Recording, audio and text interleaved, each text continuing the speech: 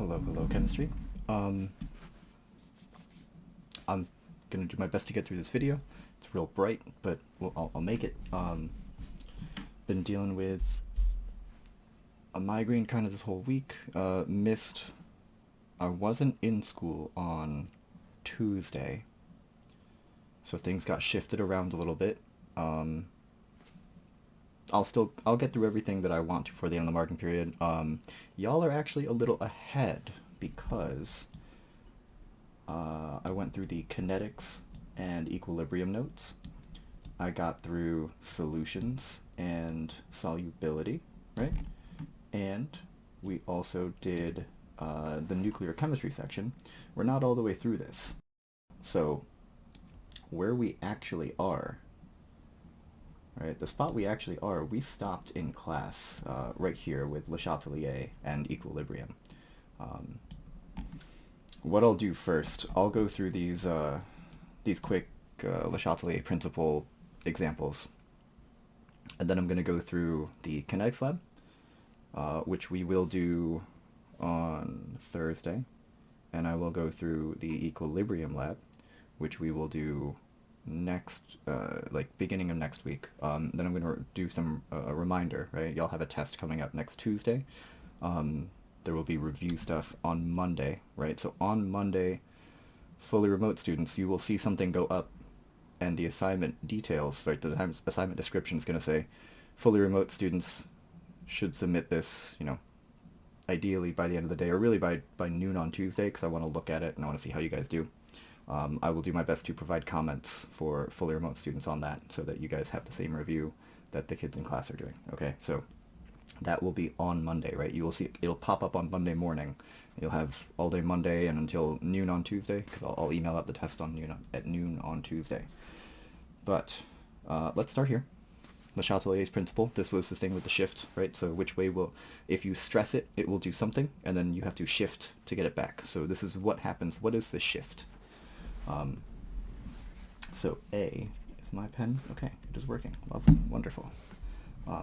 If I add H2O, that means I'm adding to the left, which means I need to go away from the left. It's going to shift to the right. Removing, alright, well, removing is the same as take away, right? And I had said a little up top that if you take away, right, you go towards that side. So I need to look which side is H2 on. Well, H2 is on the right side, right? Because again, here's my center point. So H2 is on the right side. If I take away from the right, I need to go back towards the right, so that's a shift to the right as well. All right, raising the temperature. Well, raising is adding, so I'm adding temperature. Temperature is related to heat, right? So raising the temperature is like adding heat. That means I'm adding to the right side. That's the stress. So shift, right? Because we're adding to the right side to meet, wait, if I do it this way, yeah, okay, so I'm adding to the right side of the equation, right? Heat is on this side of the equation. I need to shift back to the left. So raising the temperature will cause this to shift to the left. Increasing pressure, right? And this was something that was, where is it? Talked about, I think, the bottom of this page. Okay, the bottom of this page. For a reaction that involves gases, increasing the pressure on the system will always shift towards the lowest number of moles of gas. So what that means is that I need to count. I need to count how many moles of gas are there on the left, how many moles of gas are there on the right. There are actually 2 moles on the left because this is a 1. And a 1, add them together, you get 2. There's also a 1, this is a 1, and together you get 2. This is interesting. This is a situation that I don't think has come up, other than Catalyst. Right? Catalyst said no shift. But over here, right, pressure, if it's the same on one side as it is on the other, and we increase the pressure, then we're not forcing it one way or the other. So this is actually a situation where there is no shift. Right? And then if you see catalyst and we're asking about the shift, it means that there's no shift. If you see catalyst in terms of what does it do to reaction rate, it will speed up the reaction rate. It will make it go faster. It will lower the activation energy, create an alternate reaction pathway. It will go faster. But it will not shift. It will not make it go faster forwards. It will not make it go faster backwards. It makes it go faster both ways. All right. So the bottom one, right? Question number 2. Remember, removal is like taking away. So I'm taking away something from the right, which means it needs to shift back to the right. Increase in pressure. Okay. So I need to count. This is 1 and 2. That's 3 on the left. There's 1 on the right. So if I increase pressure, I will go shift to the right because there are fewer moles of gas on that side. I mean, think of if you're squeezing things into a smaller space, then you want as few things as possible in that space because otherwise it gets very cluttered. All right. See this wording? We worded this funny. Lowering the concentration. All right. This means the same thing as take away. So lowering the concentration would be the same thing as take away. Increasing the concentration would be the same thing as adding. All right. So I'm lowering the concentration of H2. Means I'm taking away from the left side. Well, that means I need to shift back to the left. And then finally, again, here's our word. Here's catalyst. That's a no shift. And it's nice. If you see catalyst, you'll know. Like no shift or speeds up, depending on the context of the question. All right? Okay. Secondary side note. Page 87 right here is the last page of new... I have to turn off this light. It's too bright in addition to... Okay, that's a little better. Page 87 is the last page of notes for the test, which is next Tuesday. Okay, so everything is fair game. I'll talk about it a little at the end of this video, and then again on Monday you'll have some questions to do. But it's a little bit of everything. Old tests, old quizzes, great places to look because there are only so many ways to ask these questions. All right. Okay. Let's check out the Kinetics Lab. Which, again, I don't know why. I think it was when this was converted from a doc to a PDF. It shifted everything down just the tiniest bit. Because when I view the original Google Doc, everything looks fine. And then when I convert it to a PDF, everything, for some reason, gets shifted down. It doesn't start shifting down right away, either. It shifts down, like, 3 or 4 labs into it. So I don't know what that's all about, but kinetics should be on page 22, should finish on page 23. It's still mostly true. It's just there's a little annoying bit there. It's not a big deal. So kinetics, remember, is how fast does a chemical reaction happen, right? And the thing about kinetics is that it is affected by a number of things, right? We said temperature. Sometimes the phase of matter can make a difference. Sometimes it's the concentration, the surface area of a solid, the pressure for gases, right? But in this case, we're dealing with concentration, which is how much of the chemical is present in that particular solution. So what we're doing is we're making what we doing. Well, I prepped stuff, but in the summers, and I have stuff prepped. But what we will do in class is make some solutions of Na2S2O3, right? This material here. Let me zoom in a little bit. This material here. That is sodium thiosulfate. It's reasonably inert. It doesn't do much. It might make you a little sick just because your body's like, what is this? Please stop. And we're going to take different amounts of it and mix it with water. Ms. Summers' class has already done this, and she gave me some numbers to use because, again, we're just in slightly different places. So, just going to check for those numbers. What we will do in class, because there are 5 trials, just to save on materials, because 50 milliliters of material might not look like a lot, but 50 milliliters multiplied by 20 students multiplied by 3, it becomes a lot of material. So what we do, instead of doing, 50 times 5 is 250, so it's a quarter of a liter, like per student. So instead of everyone doing every single trial, what we do instead is we make each student will do a different trial, and then we'll crowdsource it. I think we've been doing this for most of the year. So here are, yep, there they are. Thank you, Mrs. Summers. So when they did this, and I imagine when we do this in class, we will get a similar trend, right? And it should make sense. I want you to look at in trial 1, we have only 10 milliliters of our chemical and mix it with 40 milliliters of water. So it's fairly dilute. We're putting about this much chemical and this much water. It always adds up to 50. And what we do as we change trial is we change the amount of this and the amount of water. So it always adds up to 50, but eventually it's all sodium thiosulfate and just a little bit of water. The other interesting thing about this lab, it's the first time that you will handle hydrochloric acid. And the hydrochloric acid here in this lab, right, again, if you were doing this in person, hydrochloric acid is nothing to joke around with.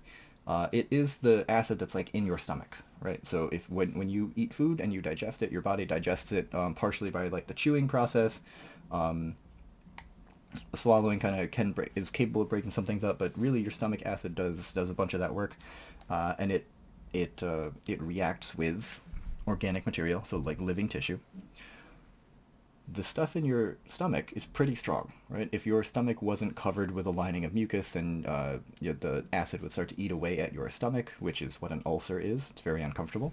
If you or someone you know has something called acid reflux, what that means is that the acid in your stomach is like making its way back upwards into your esophagus, and it burns away at that because there's no protective layer on the inside of your esophagus.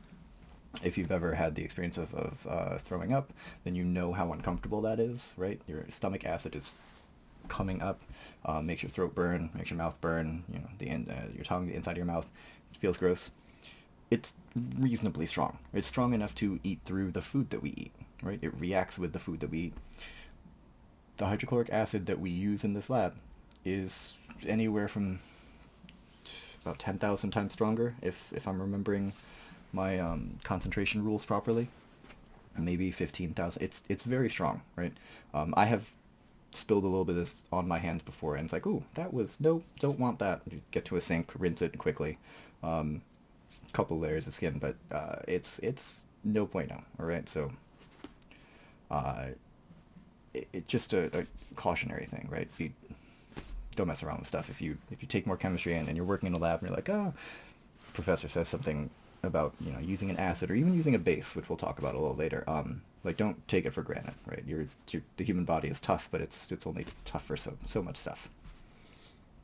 So we'll take these, we'll mix them together in a little beaker, and then we'll use 5 milliliters of hydrochloric acid, 5 milliliters of HCl, and we put it into the beaker. And this X on the page is actually an essential part of the lab, because we place the beaker onto the X and we look down from above. And we time how long does it take from the time I added the acid in until I can no longer see the X, because hydrochloric acid doesn't only react with organic tissue, it also actually reacts with this with the sodium thiosulfate. One of the things that it makes is NaCl, table salt. One of the things it also makes is sulfur. And if you've ever smelled sulfur, you know it has a very distinct smell. The reason that you can no longer see the X is because the sulfur is suspended. And again, you can smell it. It gets this kind of like almost yellowish tint to it because of the sulfur that's trapped. So each time it takes each trial takes a certain amount of time. And what we did is, or what Ms. Summers did, and what we will do is record that time in seconds. And it looks like they took many trials and they simply averaged them out. So trial 1 took 103.6 seconds. It took a minute, minute and 43 seconds. Trial 2 took only 54. Oh, nope, that's incorrect. It took 50.4 seconds. My apologies. Trial 3 took 33.5 seconds. Trial 4 took 21.7 seconds. And trial 5 took 12.2 seconds. Alright, so each of these times is in seconds. And the reason we did this is because we are going to make a graph, right, and you will see. Right, construct a graph of time versus volume of Na2S2O3. So our graph is actually going to be this number right here. This number is the x-axis, and this time is one of the few times, I think it's the only time actually, the time is on the y-axis. The reason time is on the y-axis, time is what we're trying to figure out the relationship between. We're controlling exactly how much sodium thiosulfate we put into the beaker. We're not controlling the amount of time it takes. That's what we're measuring, right? It's a dependent versus independent variable. So your graph on the x-axis will have 10, 20, 30, 40, 50, right, for trial 1, 2, 3, 4, 5. Your y-axis will have to go from 12.2 to 103.6.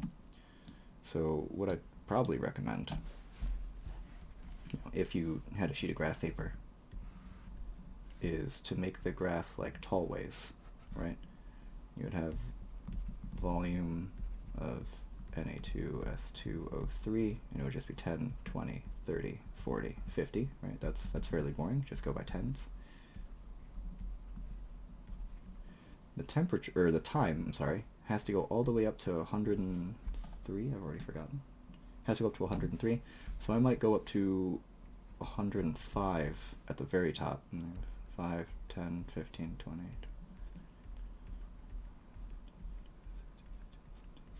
80, 85, 90, 95. Oh, darn. Missed it by that much. That's 100. Okay, so here's 105. Alright, so I went up by 5, but again, I have an arbitrary scale. If you have graph paper, if you need to, you can use Excel for this, or I guess Google Sheets, to type in the numbers, and Google Sheets will make the scale for you. Just be sure that the x-axis was the volume.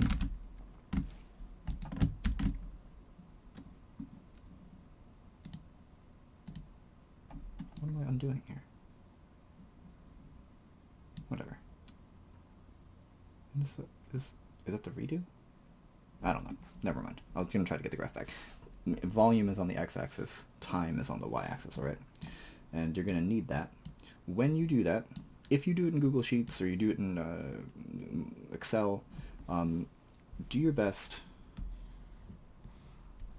And it occurs to me, hang on. If I make a box, is it going to fix the box? Yeah, okay. So let's pretend this is my graph, right? And we said volume here, and we said time here, and we had like 105 and 50 something and 30 something and 20 something and 12. Okay. Previously, we have just played connect the dots straight up. I don't want you to play connect the dots. I want you to make a best fit. Make some kind of a best fit line. It might be a curve instead. So you might say, well, it kind of curves like that. I want you to make the best fit instead of playing connect the dots, because you will use your best fit for one of the questions. Right. Now the questions for this lab are fairly straightforward. It's only the 3. These 2 are extra stuff. This is one of our setup for AP Chem, for Honors Chem, but we don't need to go that far into it. It also requires a few more notes that we haven't taken yet, so even if we wanted to do it now, it would be a hold off until later. Excuse me. So, here with this lab, construct a graph. Okay, we've done that. Describe the relationship between concentration and reaction rate based on the graph. Okay. The graph does not show concentration. The graph also does not show reaction rate. The graph gives us volume and time. The higher the volume is, the higher the concentration is. So concentration is actually very high at the end and very low at the beginning, because concentration measures how much chemical is there in this solution, right? It's always 50 milliliters. In trial 1, the concentration was only 10 out of 50, right? 20 out of 50, 30 out of 50, 40 out of 50, and then 50 out of 50. So the concentration gets higher. So as the concentration goes up, right, the time it takes to do the reaction goes down. The time it takes for a reaction to take place. If a reaction takes a lot of time, the reaction rate, we would say, is slow, because it takes forever to get done. If the time for a reaction is fast, we say that the reaction rate is high, right? So as the concentration goes up, the reaction rate also goes up. So as concentration increases, reaction rate also increases, or This is a direct relationship between concentration and reaction rate. Right, so like, you could describe it in terms of the graph, you could describe it mathematically, but as one goes up, the other goes up, or it's a direct relationship. Right. Now question number 2 is a using your graph. Okay, so remember I told you I wanted you to make a best fit. Using your graph, estimate the time it should take for a reaction with 25 milliliters. All right, so if you remember, we said this was 10, this was 20, this was 30, so in between here, this should be 25.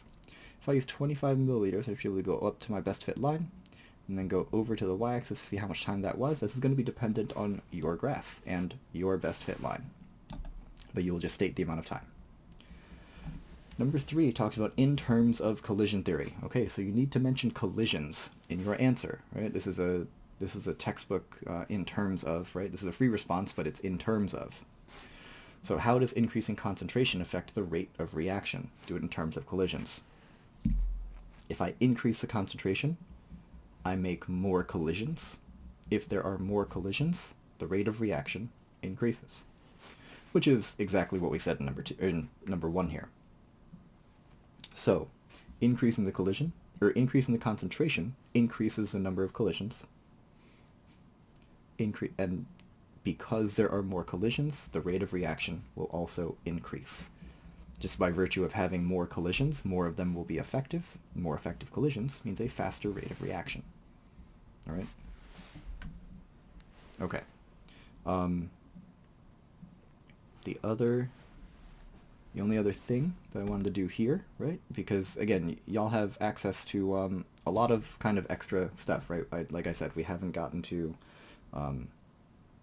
solutions and solubility yet. We haven't gotten to nuclear chemistry yet in class. We will in due time, just we haven't gotten there yet. We have lots of time. It's still not quite May yet, so we have lots of time to do that, to do a few more labs, to get a little review in, and then, final will be here. The end of the year will be here before y'all know it, okay?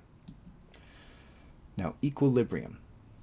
Okay, equilibrium is the shift, right? So which way will the shift be? Okay. So now, here is something, slightly different. Excuse me. Because this is one where we will kind of be looking at how does it start and how does it end later, right? What is the shift? Okay. Now, this is a little more difficult because it's color-coded, and you guys don't have colors. You're also not physically doing the lab in front of you, but I'm trying to walk you through what would happen. Right? Equilibrium is for reversible reactions. Okay, so we are talking about reversible reactions. Notice we have the double-sided arrow. That means that this is reversible. All right. The things that you will see are the things that you would see, right? This ion is yellow, and this ion is orange. And those are crucial distinctions to make as we are doing this. The reason those are crucial distinctions to make is because it means that this solution, because it contains this ion, is orange, and this solution, because it contains this ion, is yellow. Right? And what we will end up doing in this lab is we will take one of those colored solutions and a different reactant. In this case, again, I'm going to work with hydrochloric acid again. We're also going to work with, sodium hydroxide, which is a strong base. I'll talk about that in just a second. What we're going to do is we're going to stress, right? The system, either the yellow or the orange, is staying the same color because it's at equilibrium. What we're going to do is we're going to stress it. And the way that we are going to stress the system is by adding something else to it. And when we add something else to it, it's going to stress the system, and it will cause it to shift one way or the other. Now, sometimes the shift will be visible. Sometimes the shift will be invisible in the sense that it may not make a lot of sense. But anyway. All right. So, The procedure says pour about a ½ inch of the yellow solution, which indicates the presence of chromate, right? So this is the chromate ion. If you checked your reference table, you looked at the polyatomic ions, you would see that this one is named chromate, and this one is named dichromate. So yellow indicates the presence of chromate. And it says add about 2 to 3 drops, into 2 small test tubes. So I have 1, 2. The reason is because I'm doing 2 different stresses.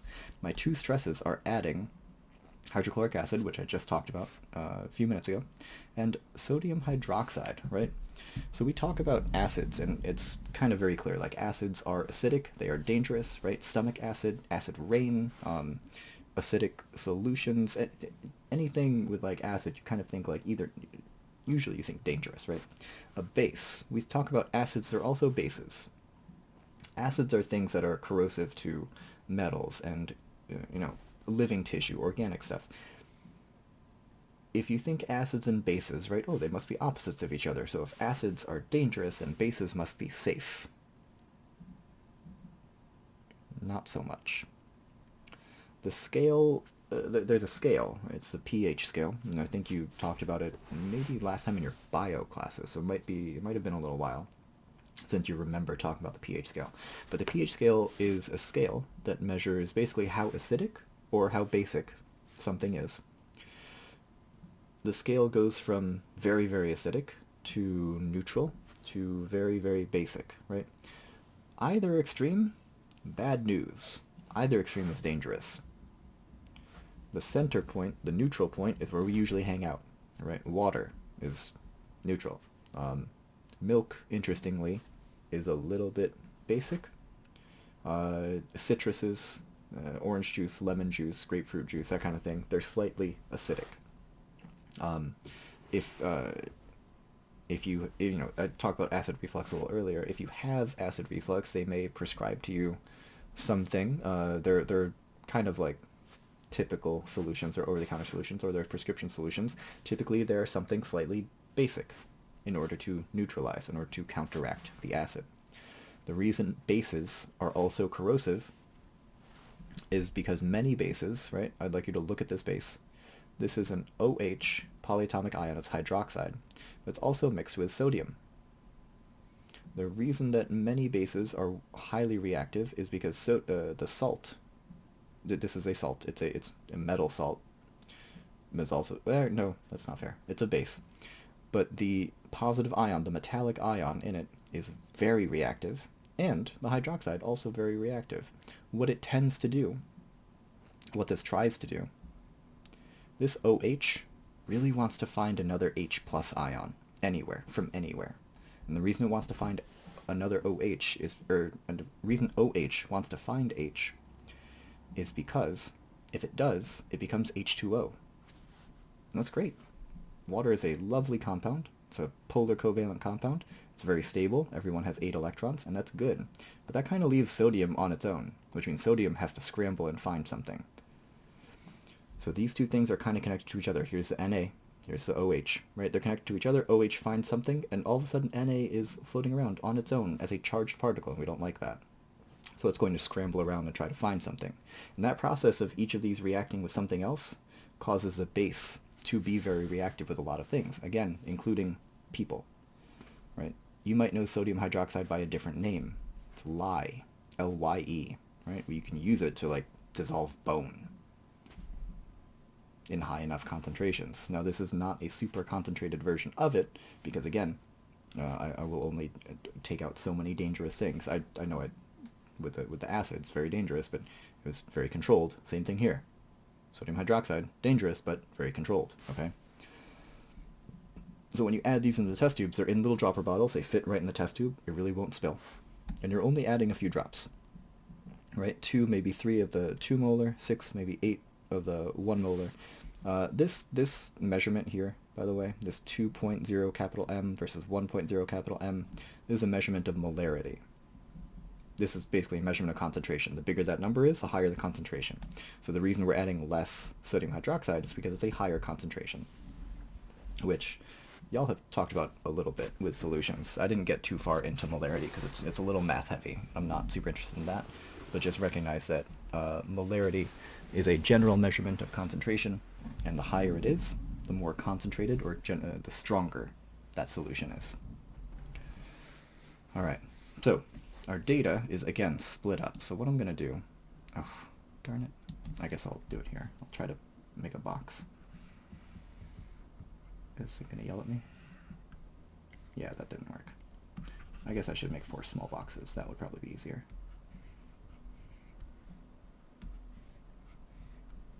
Why isn't it fixing it for me?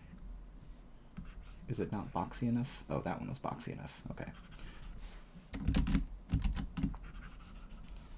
Alright.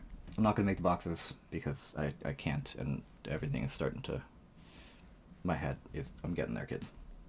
Every time you see me like look down or look off to the side, I'm just trying to not look directly at a bright screen. That screen is actually brighter. Okay. I'm just going to do this.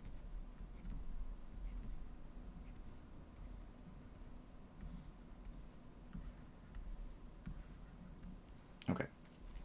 So we have the starting color, which was yellow, or the starting color, which was orange. We said that the yellow ion is chromate. The orange ion is dichromate, right? And what you would see if you added HCl, I'll use HCl because we've used HCl before, but if you added HCl to the chromate, what you would find is that it would turn orange. If you added NaOH to it, it would have stayed yellow.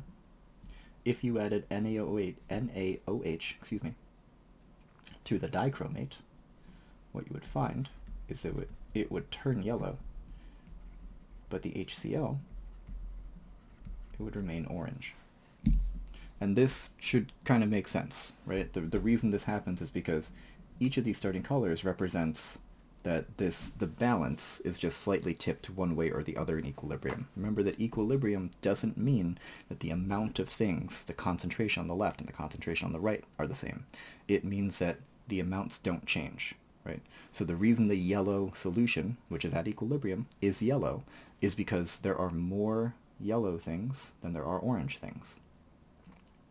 The reason that the orange solution is orange is because there are more orange things than there are yellow things, but the amounts are not changing. Concentration remains constant. Remember, I said that definition, right? Now, only a couple questions here. Write the reversible reaction for chromate-dichromate equilibrium and include the colors. This looks complicated.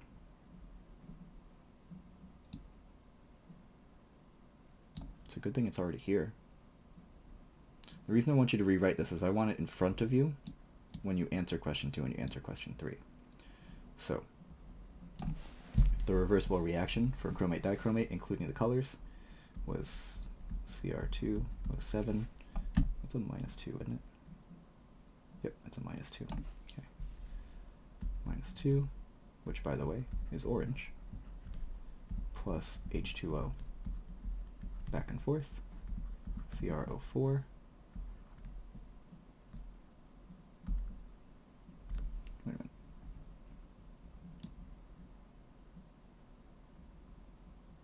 Yeah, okay. Just making sure the balance was there.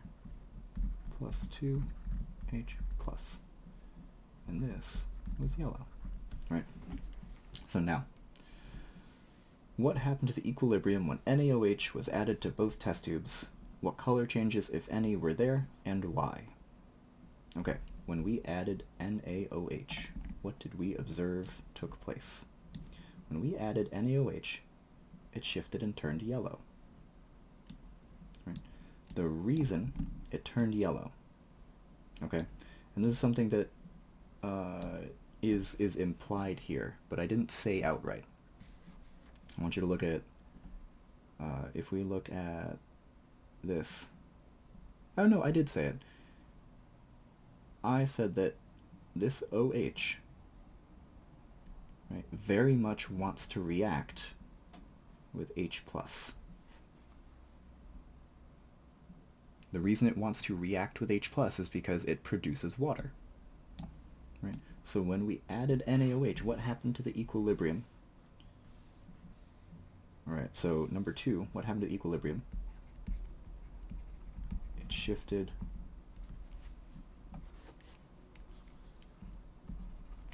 Hello? stopped working there. It shifted right. Oh, let me move the screen. There you go. It shifted right.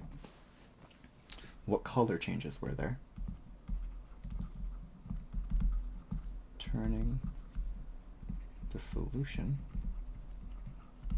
yellow. And why did this happen? Right? Or what I said, that OH wants very much to react with this H+, which means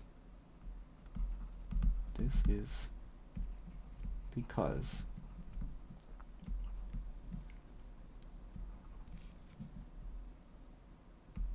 H+ was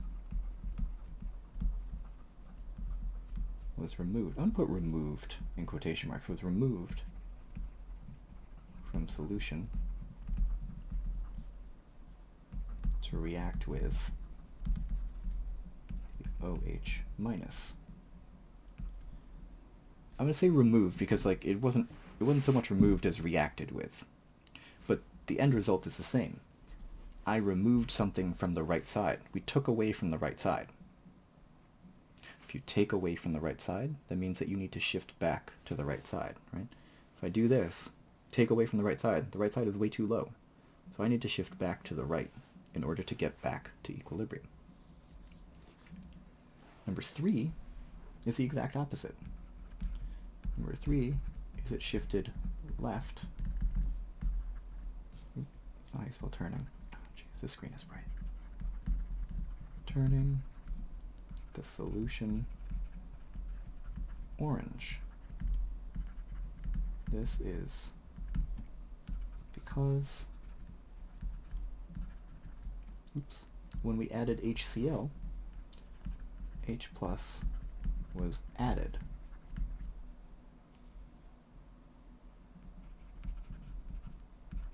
When we add HCl. And this is straight up. When you drop in HCl, what you're really dropping in is a bunch of H pluses and a bunch of Cl minuses. And if you look, H+ is on the right side, so I'm adding a bunch of extra stuff to the right side. Which now means that, oh no, the first time it looked like this. So we needed to shift to the right so that it would be better. This time it looks like this, because we just added a bunch of extra H+. So I need to go the other way. I need to shift to the left in order to balance things back out. All right. So that is the second lab, which again, we will, this assignment, the equilibrium assignment won't go up until sometime next week after the test. Now, speaking of the test is still slated for next Tuesday. It will be an almost practice final. There are very few notes left. There are very few topics left in between now and the final. The test is going to be long. Just fair warning, the test is going to be a long test. So you need to really kind of have stuff in your head or remember things quickly. So I would recommend, again, strongly recommend, go over those old quizzes, go over those old tests, look at, start with the basics, start with proton, neutron, electron stuff, go into ions and isotopes, go into naming compounds, into forming compounds, into talking about electrons, into bonding, right? We've kind of progressed here. But it all really comes back, and also, actually, reading your reference table, with periodic table trends and things, but it comes back to, can you remember how all of these things are influenced by, really, proton, neutron, electron stuff can get you through a lot. Remembering how that stuff works, right? There are a couple of things with cute phrases, like Redox had all the cute phrases. Leo says grr, he's a red cat, he's friends with an ox, they drive around in a van, right? For polarity, we had snap, right? If it was symmetrical, it was non-polar, but if it was asymmetrical, it was polar. Drawing these pictures, there's one specific one there, but a lot of it is, can you remember what's true about electrons, protons, neutrons? How does that affect, is it going to lose electrons? How does that affect, is it going to gain electrons? How do protons, neutrons, electrons affect the mass? If you lose electrons, how does that affect the charge? Things like that. If you can stay on top of that stuff, you'll be okay. The test will, I don't remember if I just said it, but the test will probably be 35 questions. I'm thinking 25 multiple choice and 10 free response. That's the rough distribution. But 35 questions in 40 minutes. That's a bit of a race. But it's about the pace for what the final will be, right? Because your final, I think it's an hour and a half for the final, so you have roughly like two class periods, right? Two class periods would be 80 minutes. That's an hour and 20 minutes. It's close. Um, the final will be about almost double the length of that. The final will probably be like 60 questions for 60 minutes. So 35 questions in 40 minutes is about the same pace, right? It's going to be tough. It's not going to be an easy test, just because there's a lot of material. But if you have been keeping up, if you've been on top of things, you'll be okay. All right. Again, Monday, there will be the assignment that will go up. It'll go up first thing in the morning, and it will stay up until Tuesday. Fully remote students, there will be in the directions. It will say to submit this, and I will give I will basically only mark the incorrect questions. If you're if you were unsure on something and you submit it, like if you want to star something and say like the starred questions are the ones I'd really like feedback on in addition to incorrect questions, that's fine. Great. Do that. Do it that way. But please look at that, and Monday night, I will make sure to look at those. Tuesday morning, it might be a little more difficult for me to look at them, so please try to get them in by Monday evening, but I get it. There's a lot of stuff to be done. So if it doesn't get in until Tuesday morning, I understand. Just know that I will have a little less time to be exact with going through things. I'm not trying to shortchange you. It's just while I'm in school, it's harder for me to correct things. But yeah, so test is on Tuesday. Please do not forget. And if you have other questions, if you want something particular, if you want to set up a meeting in between now and then, like Monday evening or Sunday afternoon or whatever, Saturday afternoon, let me know, okay? Yeah, until next time, take care.